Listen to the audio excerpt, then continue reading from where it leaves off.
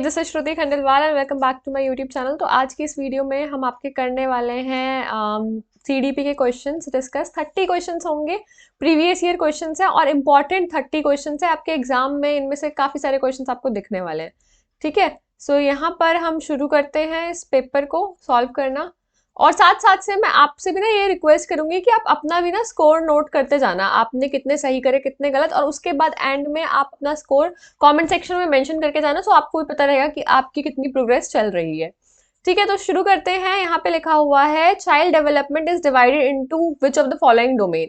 Child development किन domains में हमने वो कर रखा है, क्लासिफाई कर रखा है। तो बिल्कुल हमारा एक फिजिकल डोमेन है, ठीक है, एक कॉग्निटिव डोमेन है, एक मोटर डोमेन है, एक सोशल डोमेन है। तो ये थर्ड ऑप्शन आपका सही हो जाएगा। इन तीनों डोमेन में हमने अपने चाइल्ड डेवलपमेंट को बांट रखा है।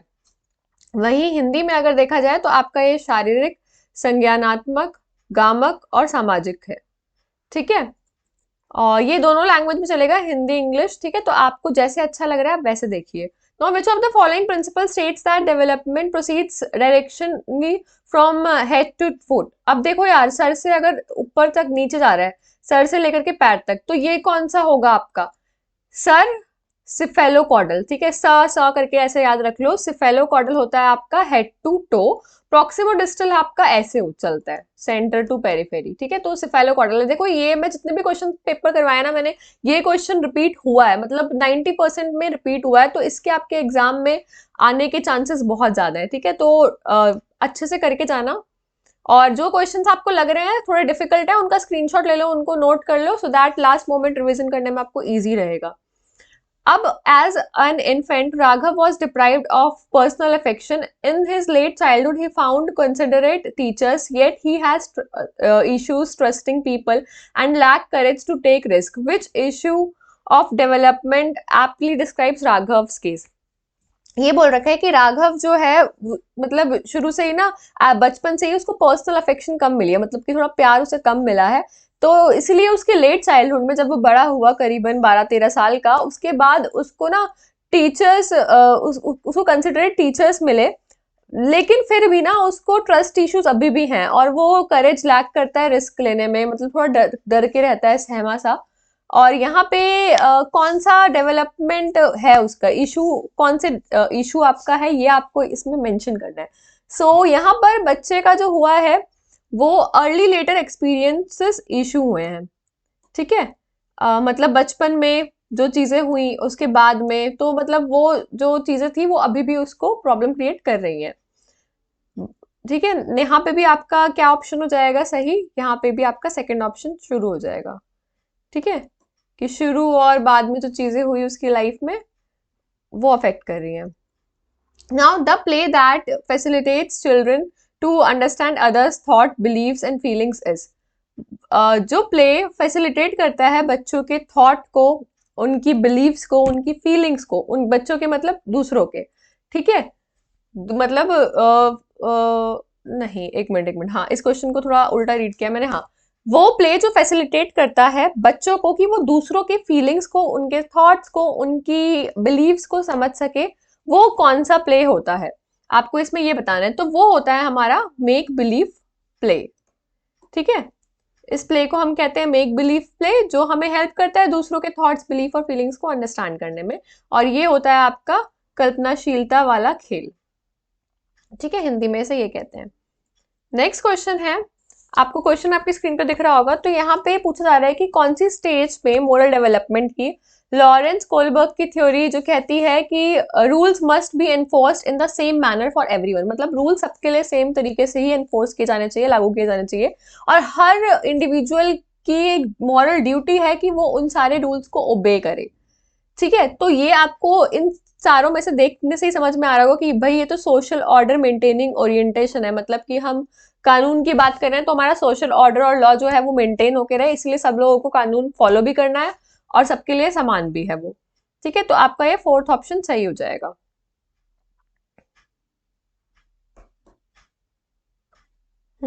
नेक्स्ट क्वेश्चन पे आते हैं। Pointing out to the level of the lemonade in her taller but thinner glass, Sarah teases her sister that their father has given her more lemonade. अब एक 2 ग्लासेस में रखा होगा लेमोनेड, मतलब कि आपका नींबू का जूस, ठीक है। तो उसमें क्या है कि जो टॉलर ग्लास है ना, वो जो बच्चा है, वो जो जिसके टॉलर और थिनर है, मतलब पतला और लंबा है, ठीक है।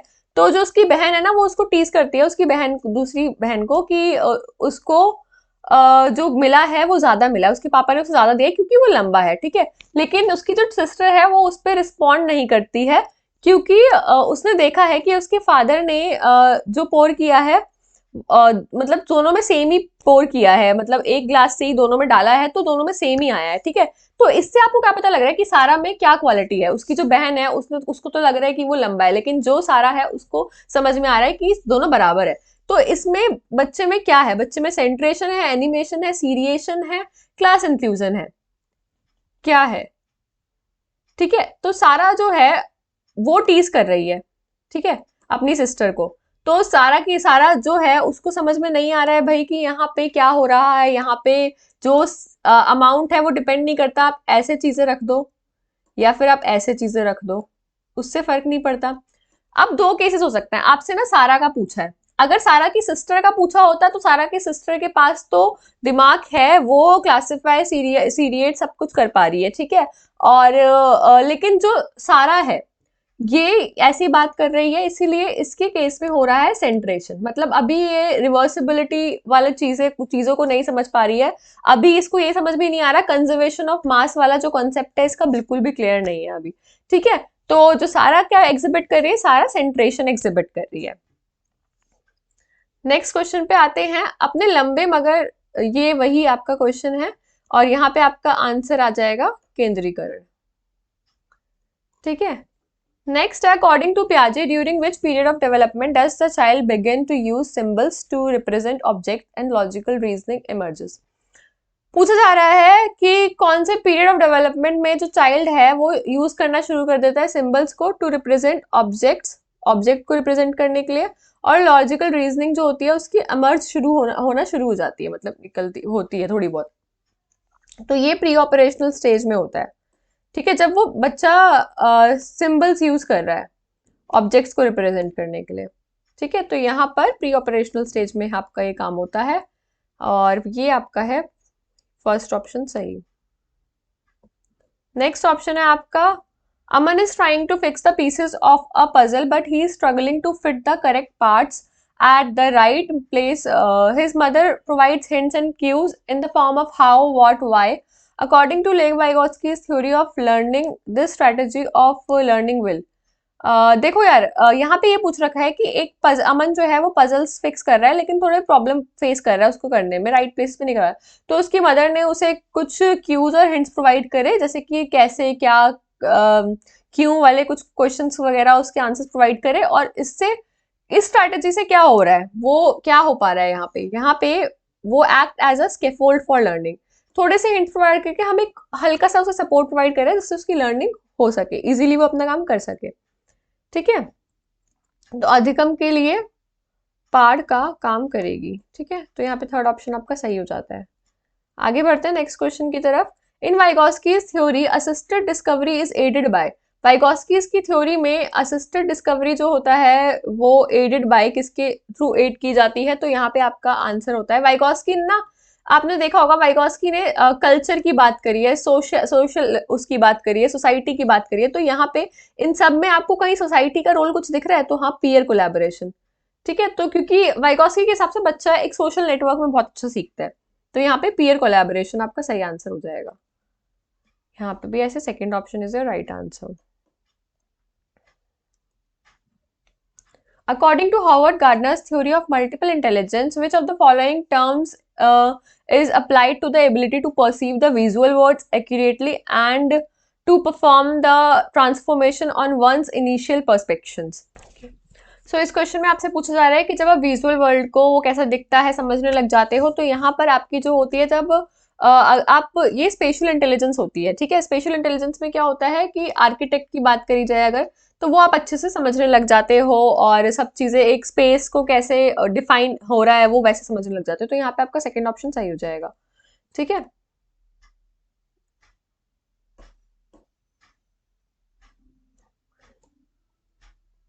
वैसे आंसर की के अकॉर्डिंग आपका ये आंसर है, बट मैं आपको ना एक चीज बताती हूँ कि ये ना क्वेश्चन थोड़ा कॉम्प्लेक्स है। इस क्वेश्चन में थोड़ी मिस्टेक्स दे रखी हैं, मतलब आधी इन्फॉर्मेशन कुछ और कह रही है, और to perform transformation on one's initial perceptions, ठीक है, तो ये कुछ और कह रही है। तो यहाँ पे आपका इंट्रापर्सनल इंटरपर्सनल इन्होंने सब मिक्स भी कर दिया है, लेकिन ऑप्शन में इंटरपर्सनल है नहीं, और वंस इनिशियल सेल्फ की बात कर रहे हैं कुछ की, तो मतलब ये क्वेश्चन थोड़ा कॉम्प्लेक्स है। अगर आपको नहीं समझ में आया तो इट्स ओके, इस क्वेश्चन को आप छोड़ सकते हो। ठीक है, आंसर की के हिसाब से मैंने बता दिया क्या आंसर था। Now Hetal speaks Gujarati at home and is fluent in reading and writing the language. The medium of instruction in her school is Hindi. अब जो हेतल है वो घर पे गुजराती बोलती है, और फ्लुएंटली गुजराती पढ़ भी लेती है और लिख भी लेती है। ठीक है, अब जो स्कूल का मीडियम है वो हिंदी है। अब उस हिंदी तो नहीं आती है उसको, तो एनईपी नेशनल एजुकेशन पॉलिसी 2020 के हिसाब से क्या स्कूल कर सकता है इस सिचुएशन में? हेतल को बोले कि भाई आप स्कूल में हिंदी ही बोलो, या फिर दूसरा कि सब बच्चों को बोला जाए कि आप रिस्पेक्ट करो एक दूसरे की नेटिव लैंग्वेज और एक मल्टीलिंगुअलिज्म का कल्चर डेवलप करो, या फिर टीचर बोले हेतल को कि जो घर पे याद करके आई हो, जो घर पे सीखा है सब भूल जाओ, या फिर हेतल को पहले एक सेक्शन में शिफ्ट किया जाए जहाँ पे उसको इंग्लिश में पढ़ाया जाए। तो यहाँ पे देखो सबसे बेस्ट अप्रोच यही होगी कि हम एनकरेज करें बच्चों को कि सबकी नेटिव लैंग्वेज को रिस्पेक्ट करो और एक मल्टी लिंगुअलिज्म का कल्चर क्रिएट करो। ठीक है, तो आपका 11th का सेकंड ऑप्शन सही हो जाएगा।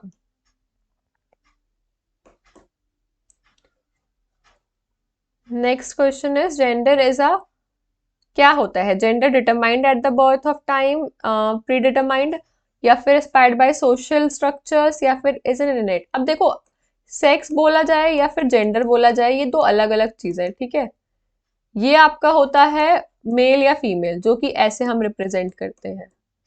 ठीक है, कि वो मेल है या फीमेल है, ये आपका सोशल कंस्ट्रक्ट है। ठीक है, तो ये आपका है सोशल कंस्ट्रक्ट, ये है आपका बायोलॉजिकल कंस्ट्रक्ट। तो जेंडर जो है आपका ये है एक्सक्राइब बाय सोशल स्ट्रक्चर्स। ठीक है, यहाँ पे आपका आ जाएगा सामाजिक संरचनाओं द्वारा आरोपित की होता है। नेक्स्ट क्वेश्चन आपका हो जाता है डाइवर्स मोड्स ऑफ असेसमेंट, ये असर्शन रीजनिंग वाले क्वेश्चन है। Diverse mode of assessment and education should be used by teacher. Reason क्या होना चाहिए इसका? Reason the purpose of evaluation is to segregate the well performing students from the rest of class. मतलब हमें अलग अलग तरीके के असेसमेंट यूज करने चाहिए, टीचर को यूज करने चाहिए क्लास में। ठीक है, इसका पर्पस इवैल्यूएशन का ये है कि आप सेग्रीगेट करो बच्चों को, जो अच्छे बच्चे हैं उनको सेग्रीगेट कर दो बाकी क्लास से। तो देखो फर्स्ट तो सही है असर्शन, बट रीजन तो फॉल्स ही है। A is true, R is false, मतलब आर में तो बात भी सही नहीं कही गई है। ठीक है, तो आपका ये ऑप्शन कौन सा सही हो जाएगा? थर्ड,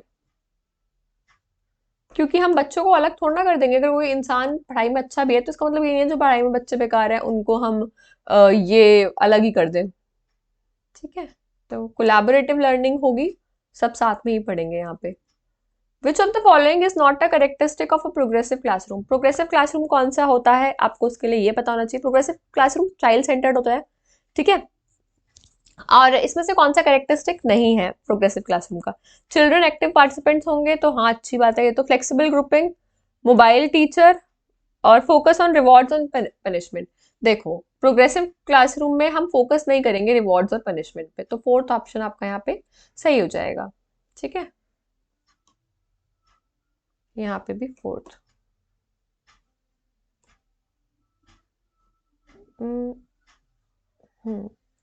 नेक्स्ट है Rashi tries a new method to assess children's understanding of concepts. She ask them to frame as many questions as possible for the given answer. Her approach to teaching learning is। राशि ने एक नया method try किया है बच्चों की understanding को, उनके कॉन्सेप्ट्स की अंडरस्टैंडिंग को समझने के लिए, असेस करने के लिए कि कितना समझ में आया है। अब उसने बोला बच्चों को कि आप जितने क्वेश्चंस पूछ सकते हो उतने क्वेश्चंस पूछो। ये कौन सी अप्रोच है? इस अप्रोच को, इस टीचिंग लर्निंग अप्रोच को हम क्या कहते हैं? तो बिल्कुल ये आपकी चाइल्ड सेंटर्ड अप्रोच है। ना तो ये टेक्स्ट बुक सेंटर है, ना ये डायडेक्टिक है, ना आपका मेमोराइजेशन फोकस्ड है। यहाँ पे बच्चों पे फोकस किया जा रहा है ताकि बच्चे अपने दिमाग से क्वेश्चंस पूछें और तब हम उनकी थिंकिंग पर एक फीडबैक दे सके। ठीक है, अब यहाँ पे है in an inclusive classroom buddy system and cooperation learning. Buddy system and cooperation learning मतलब कि इंक्लूसिव क्लासरूम में बच्चे आपस में एक दूसरे से सीख सकें और एक दूसरे की हेल्प कर सकें। ये वाला जो मेथड है क्या करना चाहिए, ये हमें डिस्करेज करना चाहिए, एक्टिवली प्रमोट करना चाहिए, या फिर क्या होना चाहिए इस मेथड के साथ? बिल्कुल इसको हमें एक्टिवली प्रमोट करना चाहिए, क्योंकि हमें पता है कि बच्चे आपस में बहुत अच्छा लर्न करते हैं और एक दूसरे को बहुत अच्छे से समझा भी पाते हैं। ठीक है, मतलब तुम्हें भी पता है टीचर्स कितना भी अच्छा पढ़ा लें, फिर भी जो दोस्त पढ़ाता है वो एकदम दिमाग के अंदर घुसते हुए जाता है, तो होता है ये। Now what should a teacher do for learners from disadvantage and deprived community in her classroom? So एक टीचर को क्या करना चाहिए उन लर्नर्स के लिए जो पिछड़े हुए समूह से आ रहे हैं? ठीक है, तो यहाँ पे उनके लिए हमें एक्स्ट्रा हेल्प स्कूल के बाहर से लेनी चाहिए, या फिर इन बच्चों के लिए हमें स्पेशल सेक्शन क्रिएट कर देना चाहिए, या फिर हमें एबिलिटी बेस्ड ग्रुपिंग करनी देनी चाहिए, मतलब ये पढ़ाई में अच्छे हैं, ये बेकार है, ये सिंगिंग में अच्छे हैं, ऐसे करके ग्रुप्स बना दें, या फिर कोलैबोरेटिव ग्रुप्स बनाए जाए that use group diversity for enhancing learning. मतलब कि हम कोलैबोरेटिव ग्रुप बनाए जहाँ पे एक एक चीज दूसरे, जिसको एक चीज आती है वो दूसरे को सिखा सके। ठीक है, तो fourth option is your right answer here. ऐसे यहाँ पे भी आपका फोर्थ सही हो जाएगा। देखो सीडीपी बहुत मुश्किल चीज कोई है नहीं, कुछ चीजें आपको पता होनी चाहिए, इसकी आपका एग्जाम इजीली निकल जाएगा। Now which classroom is effective for including children with attention deficient hyperactivity disorder? So ये होता है एडीएचडी डिसऑर्डर, इसमें बच्चा अटेंशन नहीं दे पाता, मतलब जो भी काम कर रहा है ना उसका दिमाग इतना चलायमान होता है, कहीं इधर उधर पहुंच ही जाता है, तो वो कॉन्सेंट्रेट नहीं कर पाता। तो हाईली स्ट्रक्चर्ड क्लास हो जहाँ पे सिर्फ ओरल इंस्ट्रक्शंस दी जा रही हो, वो क्लासरूम उसके लिए बेटर होगा, या फिर वो क्लास जहाँ पे फ्लेक्सिबल टाइम टेबल हो और सिटिंग अरेंजमेंट्स हो जहाँ पे बच्चे अपना टास्क अपने इंटरेस्ट के हिसाब से कर सकते हो, या फिर वो क्लासरूम जहाँ पे बच्चे एक असाइंड चेयर पे बैठे और ताकि उनका डिसिप्लिन इंक्रीज करा जा सके, या फिर वो क्लासरूम जहाँ पे teacher higher order thinking task दे बच्चों को कॉम्प्लेक्स इंस्ट्रक्शंस के लिए। तो यहाँ पर देखो ऑफ कोर्स फ्लेक्सिबल वर्ड आ रहा है, तो फ्लेक्सिबल वर्ड के साथ हम, मैंने आपको पहले ही बताया कि फ्लेक्सिबल वर्ड अपने आप में बहुत कंप्लीटिंग है, इसको इसके साथ हम जाएंगे क्योंकि बच्चों को यहाँ पे थोड़ी फ्रीडम दी जा रही है कि वो अपने इंटरेस्ट से काम कर सके। Second option is your right answer. ठीक है,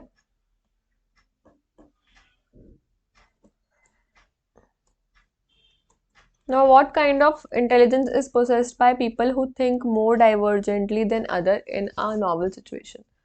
कौन सी इंटेलिजेंस प्रोसेस की जाती है उन लोगों के द्वारा जो दूसरों से ज्यादा डाइवर्जेंटली, मतलब बहुत अलग अलग डायरेक्शन में सोच सकते हैं?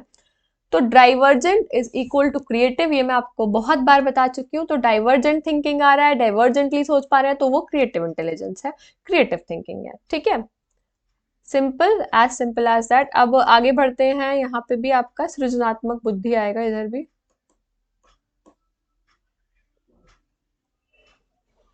नेक्स्ट आएगा dyslexia is associated primary with difficulties in. Dyslexia में देखो डिफिकल्टी जो होती है वो रीडिंग और राइटिंग की होती है।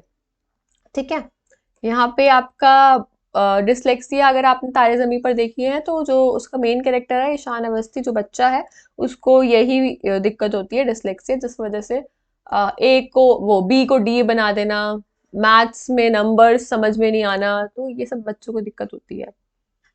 Now which of the following statements about children are correct? बच्चों के लिए कौन सी स्टेटमेंट सही है?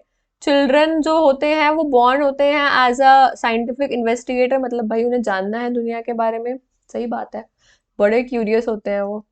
अच्छा एक और चीज है, कुछ तो बदल जाता है, मतलब एक बच्चा फर्स्ट क्लास में जो स्कूल में एंटर करता है उसके मन में इतने सवाल होते हैं, वही एक बच्चा 12th क्लास में स्कूल से निकलता है, सवाल ही नहीं होता उसके पास कोई।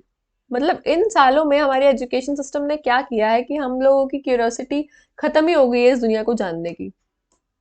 क्योंकि अब तक हमारी एजुकेशन सिस्टम, देखो मोर और लेस मैं यही बोलूंगी कि कितना भी ये सब चीजें अभी आ रही हैं कि चाइल्ड सेंटर्ड, बट अभी भी थोड़ा टाइम लग रहा है इन चीजों को इम्प्लीमेंट करने में। तो अब अभी भी अगर मैं बताऊं तो फोकस अभी भी काफी जगहों पे, काफी स्कूल्स में बच्चों के सिर्फ मार्क्स पे है। इनफैक्ट पेरेंट्स भी यही चाहते हैं कि बच्चों के मार्क्स फुल आए, फिर उनको मतलब नहीं है कि बच्चे को और कितनी चीजें पता है। बच्चे को टेक्स्ट बुक का पूरा पता होना चाहिए, क्योंकि मार्क्स तो अच्छे चाहिए, रैंक चाहिए। तो अभी भी काफी चीजें हैं जो एजुकेशन सिस्टम में चेंज होनी चाहिए। मतलब ऑन पेपर बहुत कुछ चीजें हो चुकी हैं, लेकिन अगर इम्प्लीमेंटेशन की बात करें तो वही, ये तो इंडिया की कॉन्स्टिट्यूशन वाली बात है जैसी, रूल्स बहुत सारे हैं बट वो नहीं है। नाउ इसमें यहाँ पे सेकंड ऑप्शन भी सही हो जाता है, children are active explorers of the environment. ठीक है। नेक्स्ट क्वेश्चन है आपका, children think like adults only lesser than them. तो ये तो ऐसा कुछ नहीं है कि बच्चे एडल्ट की तरह सोचते हैं। तो children are born to construct meaning of their environment through social interaction, interactive नहीं है, इंटरेक्शन है ये। तो हाँ, बच्चे जो पैदा होते हैं तब वो मीनिंग ही कंस्ट्रक्ट कर रहे होते हैं एनवायरनमेंट से। तो 1 2 4 ऑप्शन आपका फोर्थ सही हो जाता है। नहीं, थर्ड है, 1 2 4 थर्ड है, थर्ड ऑप्शन सही हो जाएगा। ठीक है। सो यहाँ पे भी आपका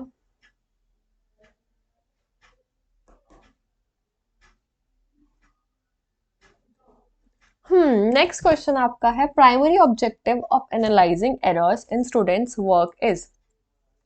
हमारा प्राइमरी ऑब्जेक्टिव क्या होता है अगर हम बच्चों के एरर को एनालाइज कर रहे हैं? तो क्या हम बच्चों को रैंक प्रोवाइड करेंगे और उनको सेग्रीगेट कर देंगे कि हाँ बेटा आप 1 to 5 रैंक वाले इधर बैठो, फिर 5 to 10 वाले इधर, ऐसे करके? या फिर हम बच्चों की थिंकिंग को अंडरस्टैंड कर रहे हैं?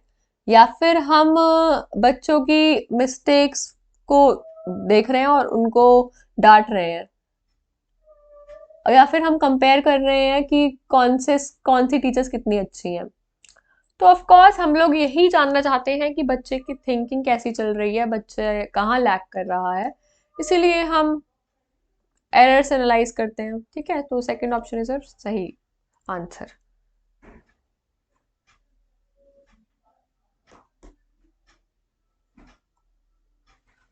Learning is influenced by, learning influence होती है, ये तो बहुत सारे ऑप्शंस है। Psychological factors, socio cultural factors, school related factors, teacher related factors, आपको बताना है किन किन के थ्रू। तो देखो सारी फैक्टर्स अफेक्ट कर रहे हैं भाई, इनमें से कौन सा नहीं कर रहा? सब कर रहे हैं, तो फोर्थ ऑप्शन आपका सही हो जाएगा। ठीक है, यहाँ पे भी फोर्थ सही हो जाएगा आपका।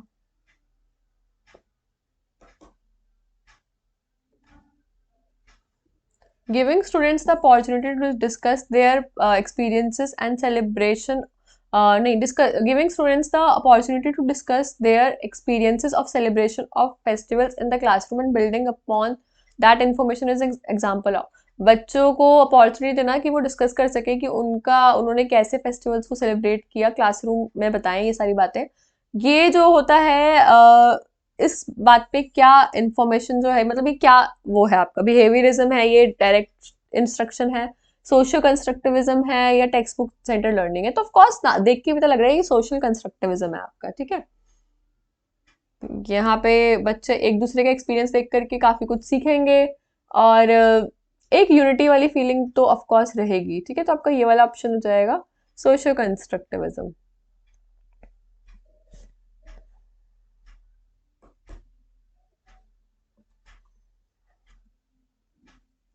Instead of limiting classroom learning to textbook, NEP 2020 suggests that learning and education should be. मतलब अगर हम यहाँ पे ये बोला है कि हम क्लास रूम में जो लर्निंग हो रही है उसको सिर्फ टेक्स्ट बुक तक सीमित नहीं रखेंगे। हम चाहते हैं NEP 2020 के हिसाब से एजुकेशन और लर्निंग जो हो वो ऑप्शन दे रखें आपको। रोड मेमोराइजेशन और फैक्ट्स पे बेस्ड हो, या फिर इन हर मतलब स्टूडेंट्स की कंटेंट को इंक्रीज किया जाए हर 3 महीने बाद, या फिर इंक्वायरी और क्रिटिकल थिंकिंग डेवलप करनी है हमें बच्चों के अंदर। इंक्वायरी सवाल वो पूछ सके, उनके अंदर क्यूरियोसिटी आए, क्वेश्चनिंग वाली वो आए, स्किल्स आए, या फिर सिर्फ लर्निंग एग्जाम्स के लिए? तो third option is your right answer है। ठीक है, थर्ड ऑप्शन आपको एकदम सही चीज बता रहा है कि हमें तो क्रिटिकल थिंकिंग और इंक्वायरी डेवलप करनी है उनके बीच में।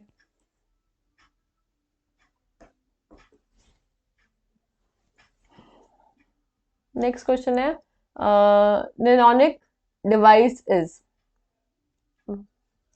कौन सी डिवाइस होती है ये क्वेश्चन आपके एग्जाम में डायरेक्ट पूछा जा सकता है, तो आपको ये पता होना चाहिए आंसर इसका। ये एक टेक्निक है जो हेल्प करती है रिमेम्बरिंग में, ठीक है, तो इसको लिख लो कहीं, नहीं पता तो ये this is a technique which helps in remembering,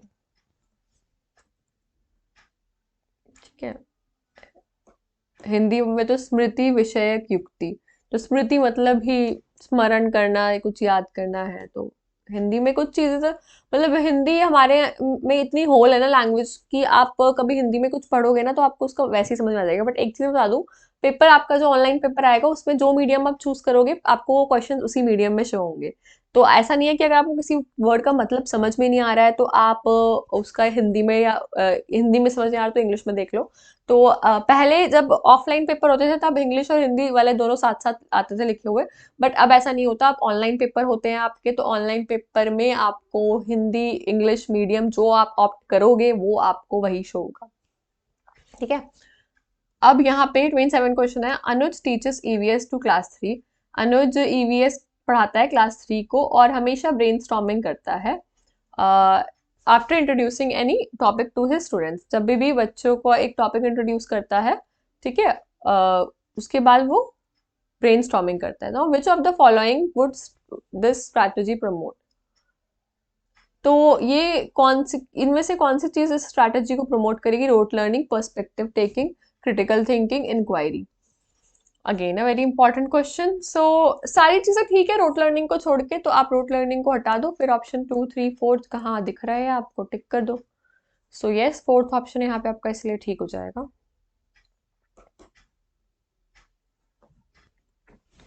ठीक है। अच्छा, एक और चीज मुझे जो आपको बतानी है कि आप लोगों में से काफी लोग ये सोच रहे होंगे अभी कि हमारे एग्जाम्स होंगे कब और हमें कब पता लगेगा कि एग्जाम्स कब होने वाले हैं। तो देखो यार, एग्जाम्स आपके मैं बताऊं ना अगर, तो आप ये मान के चलो कि अप्रोक्सीमेटली 15 दिसंबर लगा लो। 15 दिसंबर से लेकर के आपके एग्जाम कभी भी हो सकते हैं, 15 दिसंबर के बाद कभी भी हो सकते हैं, क्योंकि पिछले साल 17 दिसंबर से स्टार्ट हुए थे, ठीक है। तो अप्रोक्सीमेटली हम 15 दिसंबर लगा के चलते हैं। तो कोशिश करना है कि आपका सारा की सारा इससे पहले कंप्लीट हो जाए और उसके बाद आप सब कुछ रिवाइज ही कर रहे हो, ठीक है। लास्ट के 2 से 3 दिन अपने आप को रिवीजन के लिए छोड़ देना। नई चीजें पढ़ने से अच्छा है कि आप बार बार उन्हीं चीजों को रिवाइज करो जो आप कर चुके हो। तो अभी भी काफी टाइम है, अभी आई गेस आपके पास है 15 दिन आराम से हैं, ठीक है। तो अभी तो आपको खैर ये भी नहीं पता होगा कि आपका एग्जाम कब होगा। अभी तो एग्जाम का जब आएगा ये तो उन लोगों के लिए जिनके एग्जाम फर्स्ट सेकंड डे को ही पड़ जाए। जिनके एग्जाम महीने महीने बाद भी पढ़ेंगे उनको तो मजे हैं। देखो सच्ची बता रही हूँ, फायदा उन्हीं लोगों का होगा जिनके एग्जाम लेट होंगे। जिनके एग्जाम जल्दी होंगे ना उनके लिए प्रॉब्लम ये है कि उन्हें पता नहीं होगा कि एग्जाम का पैटर्न कैसा आएगा। बट अगेन जब मार्क्स आते हैं तो नॉर्मलाइजेशन हो जाती है, तब एक ही बात पड़ जाती है, जिसका पहले हो जिसका बाद में हो, तो वो लोग नॉर्मलाइज कर देते हैं सब चीजों को, ठीक है। सो यहाँ पे भी आपका ये फोर्थ ऑप्शन ठीक हो जाएगा। आगे बढ़ते हैं अब। असर्शन रीजनिंग है, fear of failure and pressure to achieve should not be induced in children to ensure that every child gets good marks in examination।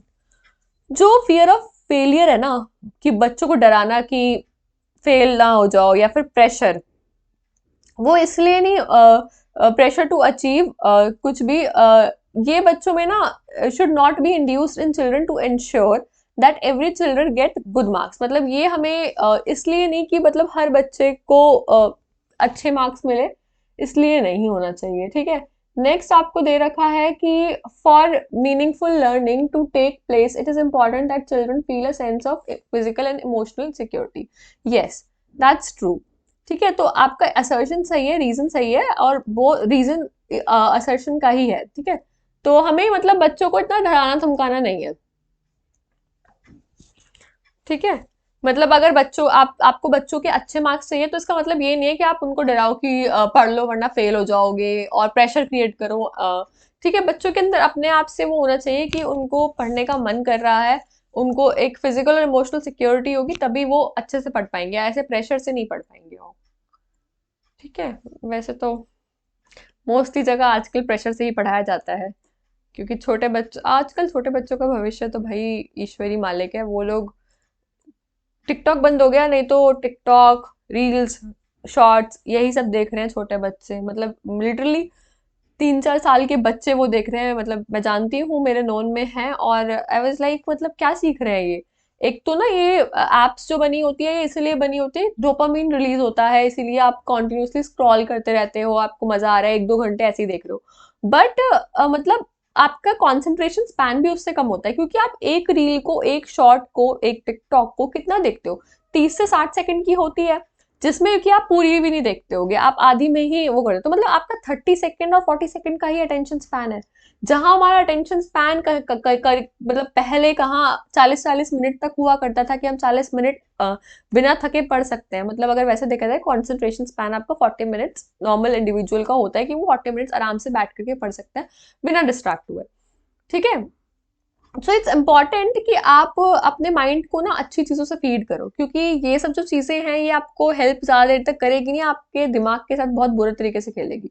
तो जिनको फ़ोन एडिक्शन की आदत है, जिनको सिर्फ स्क्रॉल करने की आदत है, उनसे मैं रिक्वेस्ट करूंगी कि इसको छोड़ दो, क्योंकि इससे कुछ नहीं मिलने वाला।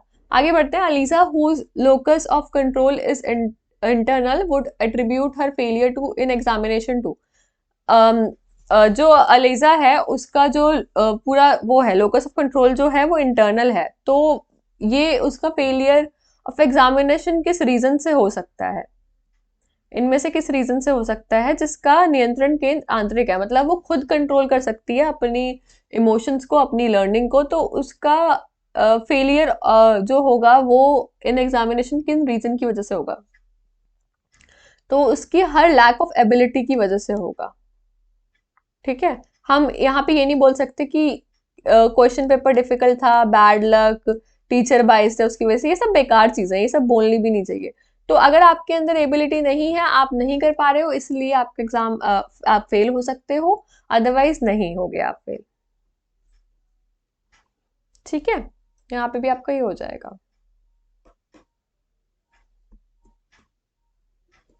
Now a teacher wants her students to be intrinsically motivated. अब एक टीचर चाहती है अपने स्टूडेंट्स को कि वो इंट्रिंसिकली मोटिवेटेड हो, अंदर से उनके मन में आए कि उन्हें पढ़ना है, तो क्या करेगी वो बच्चों के अंदर क्यूरियोसिटी इंक्रीज करेगी और प्रमोट करेगी लर्निंग को, उनके खुद के लिए, उनकी खुद की भलाई के लिए। ठीक है, हम फियर नहीं इंड्यूस करेंगे, हम मटीरियलिस्टिक रिवॉर्ड चॉकलेट टॉफी नहीं देंगे उन्हें, और ना हम कंपटीशन इंक्रीज करेंगे। ठीक है, तो आपका फोर्थ ऑप्शन यहाँ पे सही हो जाएगा। इसी के साथ हमारे यहाँ पे आपके खत्म हो चुके हैं 30 क्वेश्चन सीडीपी के। आई होप आपको आज का सेशन अच्छा लगा होगा, एंड यस अगर लगा है तो इस चैनल को सब्सक्राइब और वीडियो को लाइक कर लेना।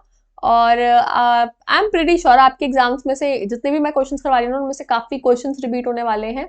सो यस, आप इस पूरे लेक्चर को देख सकते हो, पूरी पूरी प्लेलिस्ट आपको डिस्क्रिप्शन बॉक्स में मिल जाएगी, उसको देख सकते हो। हम बहुत जल्दी ना मैराथन भी लेकर के आएंगे, तो आप मैराथन, वो एक मैराथन आपके लिए लास्ट मोमेंट के लिए बहुत अच्छी साबित हो जाएगी, कि आपके 1-2 घंटे में अच्छी रिविजन हो जाएगी। ठीक है, तो हम वो भी करेंगे। फिर फिलहाल तो अभी मैं इस वीडियो को यहीं एंड करती हूँ, मिलते हैं अगली वीडियो के साथ। Till then good bye.